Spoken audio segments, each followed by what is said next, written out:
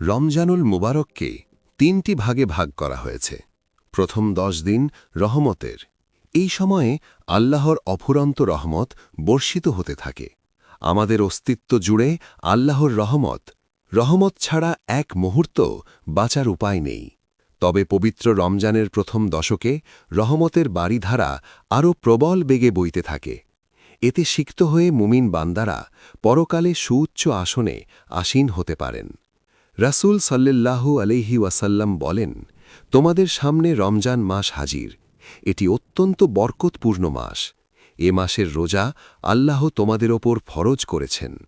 এ মাসে রহমতের দরজাগুলো উন্মুক্ত হয়ে যায়, জাহান্নামের দরজাগুলো বন্ধ করে দেওয়া হয় এবং বড় বড় শয়তানকে আটক করে রাখা হয়। এ মাসে এমন একটি রাত আছে যা হাজার মাস অপেক্ষা উত্তম। যে লোক এই রাতের মহাকল্যাণ লাভ থেকে বঞ্চিত থাকল, সে প্রকৃতই